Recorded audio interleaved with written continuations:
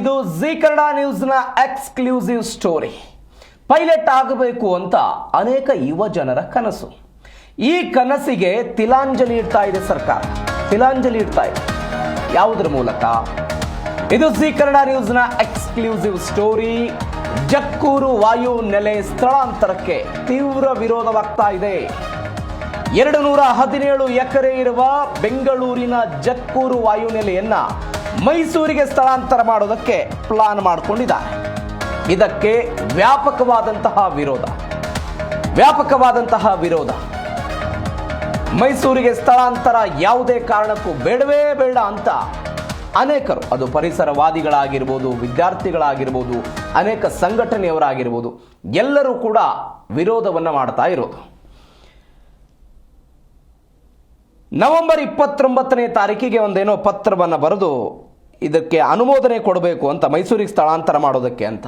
ಆದರೆ ಇದಕ್ಕೆ ಸಿಕ್ಕಾಪಟ್ಟೆ ವಿರೋಧ ಆಗ್ತಾ ಇದೆ. ಕ್ರೀಡಾ ಹಾಗೂ ಯುವಜನ ಸೇವೆ ಇಲಾಖೆಯಡಿ ಬಡ ಹಾಗೂ ಮಧ್ಯಮ ವರ್ಗದವರಿಗೆ ಪೈಲಟ್ ಟ್ರೈನಿಂಗ್ ಕೊಡಲಾಗ್ತಾ ಇತ್ತು. ಬಟ್ 2 ವರ್ಷಗಳಿಂದ ಅದು ಆಗ್ತಾ ಇಲ್ಲ ಎನ್ನುವಂಥ ಗಂಭೀರವಾದ ಆರೋಪ ಕೂಡ ಇದೆ.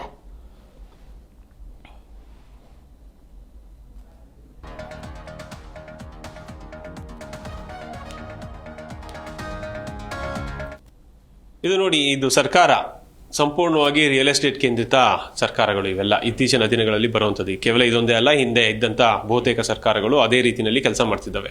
ಇದು ಒಂದು ಮೂರ್ಖತನದ ಪರಮಾವಧಿ.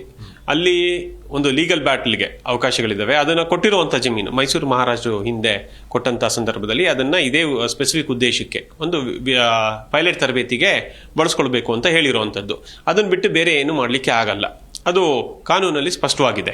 ಅದನ್ನು ಬಿಟ್ಟು ಬೇರೆ ಮಾಡ್ತೀವಿ ಅಂತ ಅಂದರೆ ಮತ್ತೆ ಇನ್ನೇನೇನೋ ಹುನ್ನಾರಗಳು ಅಲ್ಲಿ ಅಡ್ಕೊಂಡಿದ್ದಾವೆ ಅಂತ ಅಂದ್ಬಿಟ್ಟು ಇದು ಸ್ಪಷ್ಟವಾಗುತ್ತೆ. ಅದು ಮುಂದೆ ಹೋಗ್ತಾ ಗೊತ್ತಾಗುತ್ತೆ. ಈಗ ಒಂದಷ್ಟು ವದಂತಿಗಳಿದ್ದಾವೆ. ನಾವು ಆದರೆ ವದಂತಿಗಳ ಆಧಾರದ ಮೇಲೆ ನಾವು ಮಾತಾಡೋಕ್ಕಾಗಲ್ಲ. ದಾಖಲೆಗಳು ಏನಿದೆ ಅದರ ಮೇಲೆ ಮಾತಾಡಬೇಕಾಗತ್ತೆ. ಅದರಿಂದ ಅದಕ್ಕಷ್ಟೇ ನಾನಿವತ್ತು ಸೀಮಿತವಾಗಿ ಮಾತಾಡುವಂಥದ್ದು.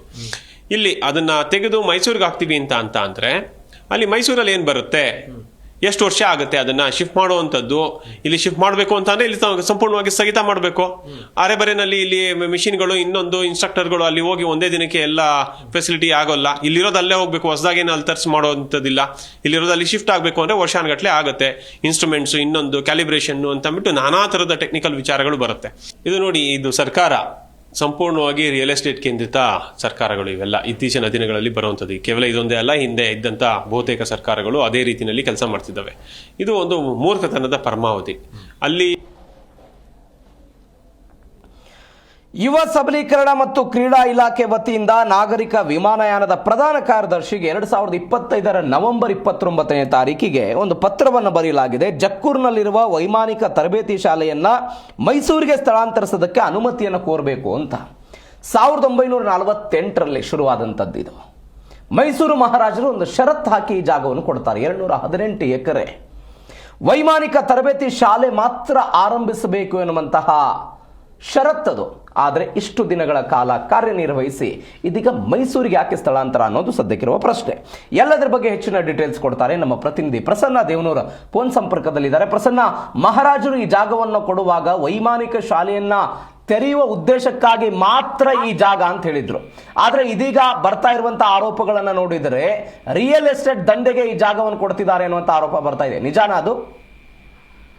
ಪ್ರವೀಣ್, ಈಗ ಏನಂತಂದ್ರೆ ಈ ಜಕ್ಕೂರು ವಿಮಾನ ನಿಲ್ದಾಣ ಇದೆಯಲ್ಲ, ಇದು ಒಂಥರ ಹಾಟ್ ಕೇಕ್ ಇದ್ದಂಗೆ. ಅಂದ್ರೆ ಬೆಂಗಳೂರಿನ ಅದು ವಿಮಾನ ಅಂತಾರಾಷ್ಟ್ರೀಯ ವಿಮಾನ ನಿಲ್ದಾಣಕ್ಕೆ ಕನೆಕ್ಟ್ ಮಾಡುವಂತ ರೋಡ್ ನಲ್ಲಿರುವಂತಹ ಅತಿ ದೊಡ್ಡ ಜಾಗ ಅದು. ಅದು ಮುಖ್ಯ ರಸ್ತೆಗೆ ಪಕ್ಕದಲ್ಲೇ ಇರೋದ್ರಿಂದ ಕೋಟಿಗಟ್ಟಲೆ ಬೆಲೆ ಬಾಳುವಂತಹ ಜಾಗ ಅದು. ಈಗ ಏನಾಗಿದೆ ಅಂತಂದ್ರೆ ಈ ರಿಯಲ್ ಎಸ್ಟೇಟ್ ಒಂದು ಲಾಬಿ ಇದೆಯಲ್ಲ, ಇದು ಎಲ್ಲೋ ಒಂದು ಕಡೆ ಈ ಜಾಗವನ್ನ ಕಮರ್ಷಿಯಲ್ ಆಗಿ ಬಳಕೆ ಮಾಡೋಗ್ಲಿಕ್ಕೆ ಸರ್ಕಾರಕ್ಕೆ ಮನಸ್ಸು ಮಾಡುವಂತ ರೀತಿಯಲ್ಲಿ ಹಲವು ಪ್ರಯತ್ನಗಳು ನಡೀತಾ ಇರುವಂತದ್ದು. ಅದ್ರ ಪೈಕಿ ಇನ್ನೂ ಒಂದು ಸಮಸ್ಯೆ ಏನಾಗಿದೆ ಅಂತಂದ್ರೆ, ಈಗೇನು ಈ ಹಿಂದೆ ಕೂಡ ಹಲವು ಬಾರಿ ಪ್ರಸ್ತಾವನೆ ಬಂದಿದೆ, ಅಂದ್ರೆ ಇದನ್ನ ಕ್ಲೋಸ್ ಮಾಡ್ಬೇಕು ಅಥವಾ ಶಿಫ್ಟ್ ಮಾಡ್ಬೇಕು ಅಂತ ಹೇಳಿ.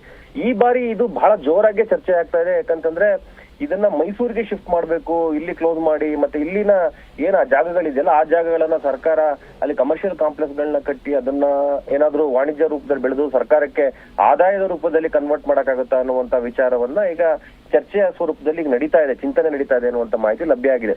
ಇದಕ್ಕೆ ಸಂಬಂಧಪಟ್ಟಂತೆ KRS ಪಾರ್ಟಿ ಬಹಳ ಒಂದು ಆಕ್ರೋಶವನ್ನು ವ್ಯಕ್ತಪಡಿಸಿದೆ. ಇದ್ರ ವಿರುದ್ಧ ಹೋರಾಟ ಮಾಡ್ತೀವಿ ಅಂತ ಹೇಳ್ತಿದ್ದಾರೆ. ಯಾಕಂತಂದ್ರೆ ನೋಡಿ, ಈ ಒಂದು ಪೈಲಟ್ ಟ್ರೈನಿಂಗ್ ಇದೆಯಲ್ಲ, ಅದು ಬಹಳ ಕಾಸ್ಟ್ಲಿ ಟ್ರೈನಿಂಗ್. ಒಬ್ರು ಟ್ರೈನಿಂಗ್ ತಗೋಬೇಕು ಅಂತಂದ್ರೆ ಕನಿಷ್ಠ ಪಕ್ಷ 1 ಕೋಟಿಯಿಂದ 1.5 ಕೋಟಿ ತನಕ ಖರ್ಚಾಗ್ತದೆ. ಅಂದ್ರೆ ಇದು ಖಾಸಗಿನಲ್ಲಿ ನಾನು ಹೇಳ್ತಾ ಇರೋದು. ಇಂತ ಒಂದು ಈಗ ಪೈಲಟ್ ಗಳ ಅಭಾವ, ನಿಮಗೆ ಕೊರತೆ ನಿಮಗೆ ನೋಡ್ತಾ ಇದ್ದೀರಿ ಇಂಡಿಗೋ ಫ್ಲೈಟ್ ಅಲ್ಲಿ ಏನೇನಾಯ್ತು ಅಂತ ಹೇಳಿ. ಇಂಥ ಸಂದರ್ಭದಲ್ಲಿ ಅತ್ಯುತ್ತಮ ಪೈಲಟ್ ಗಳನ್ನ ತಯಾರು ಮಾಡ್ಲಿಕ್ಕೆ ಆ ಒಂದು ಜಕ್ಕೂರು ಏನು ತರಬೇತಿ ಕೇಂದ್ರ ಇದೆ, ವಿಮಾನ ತರಬೇತಿ ಕೇಂದ್ರ ಬಳಸ್ಕೊಳ್ಳುವಂತ ಅಗತ್ಯ ಇದೆ. ಆದ್ರೆ ಎಲ್ಲೋ ಒಂದು ಕಡೆ ಇದನ್ನ ರಿಯಲ್ ಎಸ್ಟೇಟ್ ಮಾಫಿಯಾ ಒತ್ತಡವನ್ನ ಹಾಕಿ ಲಾಬಿ ಕೆಲಸ ಮಾಡ್ತಾ ಇದೆಯಾ ಅನ್ನುವಂತ ಚರ್ಚೆ ಈಗ ಆರಂಭ ಆಗಿರುವಂತದ್ದು. ಇದು ನೋಡಿ ಎಷ್ಟು ದೊಡ್ಡದ 217 ಎಕರೆ ಅತಿ ದೊಡ್ಡ ಜಾಗ ಇದು. ಈ ಜಾಗದಲ್ಲಿ ಈಗ ಹೇಳ್ತಾ ಇರುವಂತದ್ದು ಅಂದ್ರೆ ಬೇರೆ ಬೇರೆ ಒಂದಷ್ಟು ಕಾರಣಗಳು ಹೇಳ್ತಾ ಇದ್ದಾರೆ. ಅಂದ್ರೆ ರನ್ವೇನ ವಿಸ್ತರಣೆ ಮಾಡ್ಲಿಕ್ಕೆ ಸಾಧ್ಯ ಇಲ್ಲ, ಯಾಕಂದ್ರೆ ಆ ಸೈಡ್ ಅಲ್ಲಿ ಫ್ಲೈಓವರ್ ಬಂದ್ಬಿಟ್ಟಿದೆ ಅಂತ ಹೇಳ್ಬಿಟ್ಟು. ಹಿಂದೆನೆ ಇದು ಫ್ಲೈಓವರ್ ಬಂದ್ರು ಕೂಡ ಏನು ಅದು ಪ್ರಾಬ್ಲಮ್ ಆಗಲ್ಲ ಅನ್ನುವಂತ ಚರ್ಚೆ ಮೇಲೆನೆ ಅಲ್ಲಿ ಫ್ಲೈಓವರ್ ಮಾಡ್ಲಿಕ್ಕೆ ಅವಕಾಶ ಕೊಟ್ಟಿದ್ದು. ಅಂದ್ರೆ ಸಮಸ್ಯೆಗಳನ್ನ ಸೃಷ್ಟಿ ಮಾಡೋರು ಇವರೇ. ಆ ಸಮಸ್ಯೆಗಳನ್ನ ಇಟ್ಟುಕೊಂಡು ಈಗ ಅದನ್ನ ಕ್ಲೋಸ್ ಮಾಡ್ಲಿಕ್ಕೆ ಯೋಚನೆ ಮಾಡ್ತಿರೋದು ಇವ್ರು ಸರ್ಕಾರದ ಇದು ಯಾವ ರೀತಿಯಾದ ಒಂದು ತೊಗಲಕ್ಕನ ಒಂದು ಚಿಂತನೆಗಳಿಂದಾನೇ ಸಮಸ್ಯೆ ಆಗ್ತಾ ಇರುವಂತದ್ದು. ಮತ್ತೊಂದ್ ಕಡೆ ಶಾಲಿನಿ ರಜನೀಶ್ ದಕ್ಷ ಅಧಿಕಾರಿ ಅವರು ಒಂದು ಸಣ್ಣ ಪ್ರಯತ್ನ ಮಾಡ್ತಿದ್ದಾರೆ ಹೇಗಾದ್ರೂ ಇದನ್ನ ಉಳಿಸ್ಬೇಕು ಅಂತ ಹೇಳಿ. ಅವರು ದೆಹಲಿಯ ವಿಮಾನಯಾನ ಸಚಿವರಿಗೆ ಅವ್ರ ಕಾರ್ಯದರ್ಶಿಗೆ ಪತ್ರವನ್ನ ಬರೆದಿದ್ದಾರೆ. ಹೇಗಾದ್ರೂ ಮಾಡಿ ಇದಕ್ಕೆ ಲೈಸೆನ್ಸ್ ನ ಕಂಟಿನ್ಯೂಟಿ ಕೊಡಿ, ಇಲ್ಲಿ ತರಬೇತಿ ಕೇಂದ್ರ ಮುಂದುವರ್ಸ್ಲಿಕ್ಕೆ ಅವಕಾಶವನ್ನ ಕೊಡಿ, ಅಥವಾ ಅವಕಾಶನ ಕೊಡ್ತಿರೋ ಕೊಡಲ್ವೋ ಅನ್ನೋ ಸ್ಪಷ್ಟನೆ ಕೊಡಿ ಅನ್ನುವಂತ ಮಾಹಿತಿಯನ್ನು ಕೂಡ ಹೇಳಿದ್ದಾರೆ. ಮೈಸೂರು ಮಹಾರಾಜದ್ದು ಅರಣ್ಯ ಪ್ರದೇಶ, ಅರಣ್ಯ ಜಾಗನ ವಿಮಾನಯಾನ ಉದ್ದೇಶ ಕೊಟ್ಟಿರುವಂತದ್ದು. ಒಂದು ವೇಳೆ ಅದು ಬಳಸಲಿಲ್ಲ ಅಂತಂದ್ರೆ ಆ ಉದ್ದೇಶ ಇಲ್ಲಾಂದ್ರೆ ಮತ್ತೆ ಅದು ಅರಣ್ಯ ಇಲಾಖೆಗೆ ಹೋಗುವಂತ ಸಾಧ್ಯತೆ ಕೂಡ ಇರ್ತದೆ. ಈ ಎಲ್ಲಾ ವಿಚಾರಗಳು ನೋಡಿದಾಗ ನಮ್ಮ ಯುವ ಜನರು ಯಾರೇ ಪೈಲಟ್ ಆಗ್ಬೇಕು ಅಂತಿದ್ರು, ಇದುವರೆಗೂ ನಾವು ಡಾಕ್ಯುಮೆಂಟ್ ಅಲ್ಲಿ ನಾವು ನಿಮ್ಗೆ ತೋರಿಸ್ತಾ ಇದೀವಿ ಸ್ಕ್ರೀನ್ ಮೇಲೆ, ಏನಂತಂದ್ರೆ ಹಿಂದೆ ಕೂಡ ವಿಮಾನ ತರಬೇತಿ ಕೊಡ್ಲಿಕ್ಕೆ ಕಾಲ್ ಫಾರ್ ಮಾಡ್ತಾ ಇದ್ರು. ಆಮೇಲೆ ಯುವಜನ ಸೇವಾ ಕ್ರೀಡಾ ಕೇಂದ್ರ ಏನಿದೆ, ಒಂದು ಇಲಾಖೆ ಏನಿದೆ, ಅದರಿಂದ ಸ್ಕಾಲರ್ಶಿಪ್ ಗಳನ್ನ ಕೊಡ್ತಾ ಇದ್ರು. ಸ್ಕಾಲರ್ಶಿಪ್ ನ ಕೊಟ್ಟು ಬಡ ಮತ್ತು ಮಧ್ಯಮ ವಿದ್ಯಾರ್ಥಿಗಳು ಅವತ್ತಿನ ಹಲವು ಜನರು ಪೈಲಟ್ ಗಳಾಗಿದ್ದಾರೆ. ಇವತ್ತು ಪೈಲಟ್ ಇಷ್ಟೊಂದು ಬೇಡಿಕೆ ಇರೋ ಸಂದರ್ಭದಲ್ಲಿ ಇದನ್ನ ಬೇರೆ ಬೇರೆ ವಿಮಾನಯಾನಗಳ ಸಂಸ್ಥೆಗಳ ಜೊತೆ ಒಡಂಬಡಿಕೆ MOU ಮಾಡ್ಕೊಂಡು ಅಟ್ಲೀಸ್ಟ್ ನಮ್ಮ ಯುವಜನರು ಯಾರು ಕೆಲಸ ಇಲ್ಲ ಅವರಿಗೆ ಅವಕಾಶನ ಕೊಡುವಂತ ಕೆಲಸವನ್ನು ಸರ್ಕಾರ ಮಾಡಬೇಕಾಗಿತ್ತು. ಶಾಲೆ ರಜೀಶ್ ಅವ್ರು ಲೆಟರ್ನ ಬರೆದಿದ್ದಾರೆ, ಕೇಂದ್ರದಿಂದನೂ ಕೂಡ ಬಂದಿಲ್ಲ. ಇಲ್ಲಿ ಎಂಪಿಗಳು ನಿದ್ದೆ ಮಾಡ್ತಿದ್ದಾರೆ, ನಮ್ಮ ಎಂಪಿಗಳು ಅಂತಾನೆ ಹೇಳ್ಬೇಕಾಗ್ತದೆ, ಸಂಸದರು. ನಮ್ಮ ಸಂಸದರ ಕರ್ತವ್ಯ ಆಗ್ತದೆ ಕೇಂದ್ರ ವಿಮಾನಯಾನ ಸಚಿವಾಲಯಕ್ಕೆ ಕದ ತಟ್ಟಿ ಇಲ್ಲಿ ಒಂದು ಟ್ರೈನಿಂಗ್ ಸೆಂಟರ್ ಮುಂದುವರ್ಸಕ್ ಅವಕಾಶವನ್ನು ಕೊಟ್ಟು ಇದನ್ನ ಹೇಗಾದ್ರೂ ಮಾಡಿ ಮುಚ್ಚಿದಲೆ ಯುವಕರಿಗೆ ಕೆಲಸ ಮಾಡುವಂತ ಅವಕಾಶವನ್ನ ಕೊಟ್ರೆ ಸಾಕಷ್ಟು ಜನರಿಗೆ ಒಂದು ಒಳ್ಳೇದಾಗ್ತದೆ. ಈಗ ಪೈಲಟ್ಗೆ ಬಹಳಷ್ಟು ಒಳ್ಳೆ ಸಂಬಳ ಕೂಡ ಇದೆ.